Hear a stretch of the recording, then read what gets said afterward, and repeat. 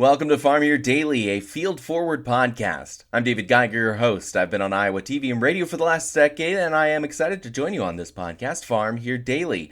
Today on the program, we'll be focusing on East Central Iowa and what is going on in the fields over there. ISU Extension agronomist Rebecca Vittetoe joins us for that.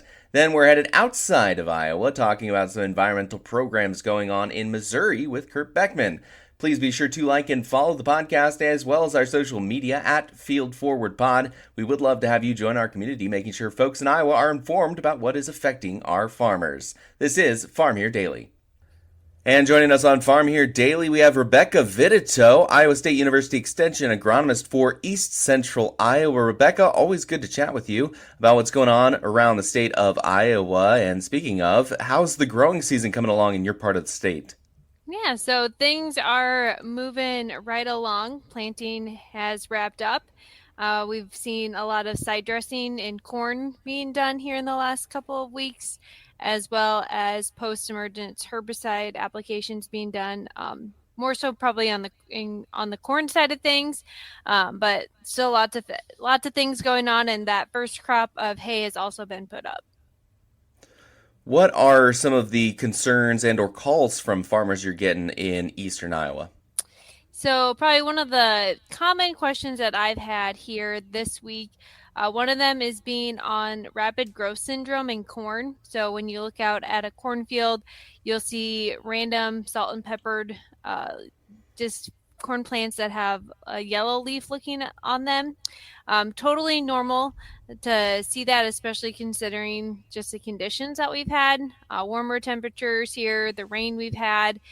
Those nodal roots on those corn plants are really starting to develop, and those corn plants are taking off. So what we see with that rapid growth syndrome is sometimes those leaves might have a hard time getting out of that whirl just with how quickly that plant's growing.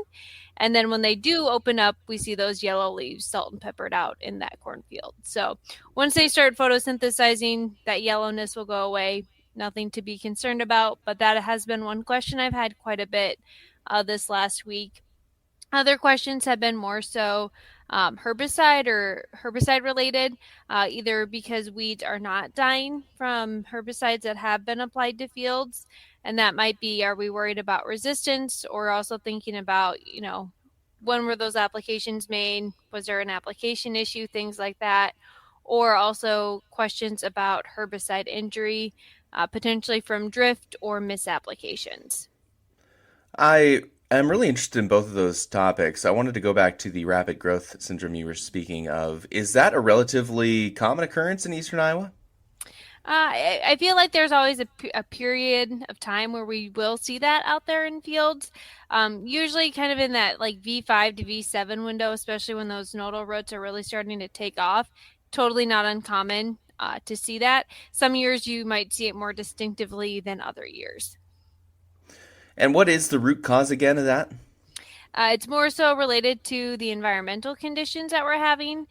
So, warmer temperatures, the rainfall that we've recently had, and then just the stage where those crops are, where they're really starting to grow really well. And as those leaves are developing on that corn plant, we can see maybe where like the whirl they get twisted up or tied up in that whirl. And then when they are able to get out of that whirl or being twisted up, that's when we kind of see those random salt and peppered yellow looking leaves out there in the field. Moving over to the herbicide note you were making as well, is infield spraying right now with some of the growing crops becoming more common? Is there a need for that? Just thinking about weed management in general, and just some of the herbicide resistance issues we have, it's not uncommon. Most people are doing a 2-pass system. So we put that pre-application on early in the season, and then we'll come back and do that post-application. And sometimes we might need to do a second post-application in fields as well. So right now we're looking at more of those post-applications going on. So trying to kill weeds that maybe have already emerged after we made that pre-application. And usually too, we're also probably including some type of residual to help us get through the rest of the growing season until we can get those rows canopied and try to minimize any weeds germinating later. When you are responding to some of these questions, what are some of the recommendations you are making regarding some of the herbicide use at this point in time? So a lot of it, it's talking with the farmers. It's very kind of specific, understanding crop growth stages, because depending upon what herbicide you're spraying, some have cutoffs on, what stage our crops are. So it's always good to confirm what stage we're looking at, and also thinking about weed species as well. So like water hemp might be our most common weed issue, or species that we deal with. There are other weeds out there as well, so we want to make sure whatever we're talking about, if it's specific products, making sure that it's going to control the weeds that we have in our specific fields. As we move into the month of June, what are some of the points of interest you're watching for in eastern Iowa? Yeah, so as we get into June here, some of the things that we think about from a scouting perspective, there's some different, potential pests, more so on the insect side, that we start to kind of keep our eyes open for. One of them being Japanese beetles, which it's still a little bit early to see Japanese beetles, but looking at growing degree days, I'd expect to maybe start to see Japanese beetles emerging here in the next week to 2 weeks. So that's just something for folks to keep an eye out for. We're also getting close to when we would expect, especially in like the southern part of the counties that I cover in Iowa, where we would see about corn rootworm larvae be about 50% egg hatch with corn rootworm larvae. So if we've got continuous cornfields or fields that we're maybe worried about corn rootworm in, we could start to maybe look at doing that float test, and also thinking too, a couple weeks from now, maybe going out and digging roots and evaluating roots for corn rootworm feeding. So there's some insect pests to kind of keep an eye on for. And then every year, there might be some other, unique thing that shows up just due to the weather conditions that we're having given the growing season we have. From a climatological perspective, I believe June is the wettest month for Iowa, at least the top 2/3 of the state. Is that very needed this year in your part? So, looking at the drought monitor, and not just for this week here, but also like going back at previous weeks, compared to other parts of the state, and not just Iowa, but surrounding states as well, we're sitting pretty good in this part of the state. But it's also, knowing that June is typically one of our wetter months, it's also not the month I want to see no rainfall in either. And just looking at rainfall here this week alone, I know Monday we had some rain. And Tuesday, we're sitting at, just looking at from like June 1st through today in the counties that I cover, anywhere from around a half an inch to about an inch of rainfall in like Washington, Keokuk, and Jefferson counties. Some of the counties that I have to the north, so like Poweshiek, Iowa, they didn't get quite as much rain. They're closer to about 2 to 3 tenths. Rebecca Vittetoe, Iowa State University Extension agronomist for Eastern Iowa. Thank you so much for joining us on Farm Here Daily. Thanks for having me. Appreciate it, Rebecca. This is Farm Here Daily. We will have more conversations on the way, but we're going to take a look at the marketplace. And the close for the week was in the green for the most part. July corn 3 cents higher, 442.5. September rising a penny and 3/4, 433.25. Soybeans in July 5.5 cents stronger at 10.57.25, with August rising 4.25 at 10.50 3/4. Soybean meal in July $1.40 a ton in the red at $295.70. Wheat in July, 9.25 higher at 5.54 3/4, with September rising 9 cents at 5.68 3/4. In the livestock market close for Friday, also green there. June live cattle up $3.40 a hundredweight, $226.30.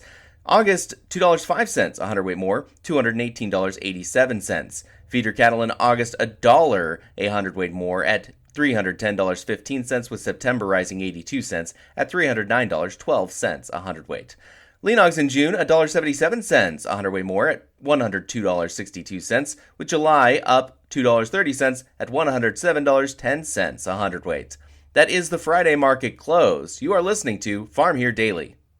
Well, growers in north central Missouri will soon have the opportunity to participate in a precision conservation management program. Missouri Corn Director of Environmental Programs, Kurt Boeckmann, is with us. Thank you so much for joining us. And can you tell us a little bit about the program?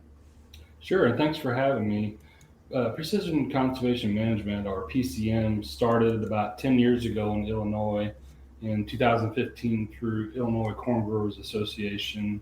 Missouri Corn has been working to expand this program into Missouri, and we are actually proud to announce that our first PCM specialist is starting in the Macon region this week. When you're looking on this week's expansion, what are you looking at specifically for conservation? So what we're looking at is we're looking at a specialist that will work one-on-one with you as the farmer to help understand the cost and benefits of tillage, nitrogen application, and cover crops on the farm and your finances. So get a better idea of how the return on investment for conservation practices may affect you and how you can help improve your bottom line. Enrolled farmers will receive technical assistance, data analysis, and access to incentive programs that support their operations as they improve water quality and soil health on their farm. And what is the work you are most interested in when you look at that? What I'm most interested in and what we would like to see here at Missouri Corn Growers is just the opportunity for a grower to sit down with a specialist and talk about conservation on their farm, share a little bit of their data and help them improve their profitability. So any data that is given to the specialist is immediately anonymized and aggregated and then returned to the individual to compare with other regional growers, folks that are in that area. And there's no cost to join and no commitment to change or add farming practices. In fact, there's a $750 sign-up bonus if you enroll. But the end result will basically allow the farmer to compare himself to the folks in that region and how they can improve their profitability by adopting these conservation practices. That brings to mind two questions. Let's go with the first one, which is you mentioned profitability. How does cover crops and other conservation practices make a farmer more profitable? So with cover crops, oftentimes there's a knowledge base there that growers may not be familiar with as to why would I try cover crops, because they assume that there's an additional cost to that, but there are a lot of programs out there that will incentivize you to do that. And what it can do is reduce a pass in certain circumstances, and it can help with weed control. It can help with moisture retention and able to keep the moisture there whenever times are needed, and it provides a cover on the ground during the winter months. No-till and reduced tillage, obviously, again, you're kind of reducing a pass and you're improving soil health at the same time. And then nitrogen management obviously gives you a good look at how maybe you can change your nitrogen applications, whether it be in timing or whether it be reducing some of your nitrogen in certain areas of the farm to where you may be over applying, and you just need to look at how you can reach better profitability and lower your input costs. As for the second question that I thought of when you were talking earlier, privacy. What does privacy expectations look like when it comes to PCMs? Sure. So PCM has a program set up, and they've been using that for the 10 years, in that all of that data that you would have to submit basically would be yield information, your input information is immediately anonymous. They're not going to sort that out. They're going to aggregate that information. Currently in Illinois and Kentucky, Nebraska, and now Missouri, there's over 500 farmers that have participated in PCM. So all that data is aggregated. And then at the end of the year, you will get, as a grower, if you're enrolled, you will get a report that basically will compare your data to those other farmers in that region. So you can kind of compare what your practices are and maybe how you can try different things that they're trying. to reduce your input costs or to improve your profitability. How does Missouri compare when it comes to conservation practices and implementations? Is that becoming a relatively large aspect of the farm community?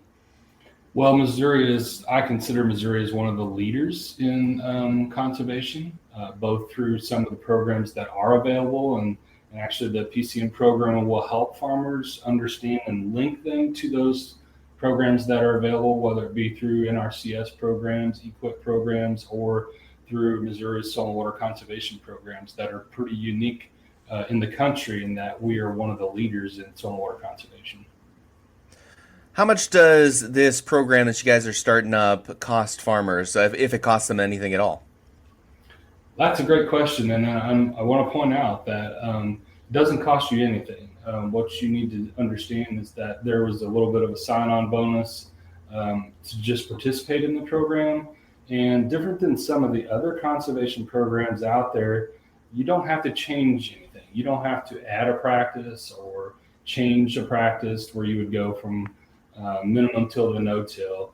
You can keep everything the same. What we want to do is help you understand how conservation practices and understanding them, how they work on your farm in particular, can improve your profitability and your bottom line. So there's no change expected or anything, but I think we will find that some farmers will realize there is change they can make that will help them understand how it's more profitable to them. So how do farmers enroll in this PCM program? There's two ways, primarily right now, that we can enroll. We've got a specialist starting, as I said, this week. You can go to precisionconservation.org and look that up. That's the PCM program. You can actually read a little bit about it before you enroll, but there's a button on the homepage that says you can enroll. Another way is, if you're interested, you can call Missouri Corn office. You can call me, and I'll get you to that precision conservation specialist. Now, I'm based in Iowa, so I talk a lot about Iowa conservation. I just am really interested in the other aspects of conservation that are happening over there in Missouri. What else do you have going on conservation-wise? Yeah, I've kind of mentioned the NRCS programs, the EQIP program, and the State Cost Share program. Another one that we have is the University of Missouri Center for Regenerative Ag has what we call CIRCLE, Conservation Crop and Livestock Program. That sign up for some of their programs actually started last week, June 1, and will run through July. So there's some incentives there that you could actually couple with the PCM program, where they provide incentives to do cover crops and some of the 4Rs and the nutrient management type programs. Anything you're particularly excited for as you look into the future of conservation in Missouri and maybe even nationwide? Yeah, I think conservation is important right now. You know, there's the profitability. A lot of the growers are always focusing on the productivity. But with input costs kind of up and down, there's always ways that we try to help you improve and understand that conservation practices will benefit you. And there's a return on investment for those. And we're not saying that you have to do anything different. We just want you to understand it better. Out of the 500 farmers plus that have been in the PCM program in Illinois and other states, 100% of them are likely to continue working with PCM, and 90% of them have said that they would share that with their neighbors. And I think that's a positive outlook for programs like PCM. Using PCM and your personal field data to dial in management decisions that maximize profitability. With PCM, you may not have to add or change anything, but you gain a better understanding of how conservation works for you and your wallet. That is the Missouri Corn Director of Environmental Programs, Kurt Boeckmann. Thank you so much for joining us today. Thank you. Thanks, Kurt. This is Farm Your Daily, a field forward podcast. Thank you for listening. Again, in order to continue to produce this type of content, we would love to have you join our community. So send the podcast over to your friends and make sure to follow it, and check out our social media channels at Field Forward Pod. Additionally, you can find me on social media at Geiger Reports, as well as WHO TV Channel 13 every weekday in their morning and noon hour programs. Again, I am your host, David Geiger, and we'll be back again on Monday.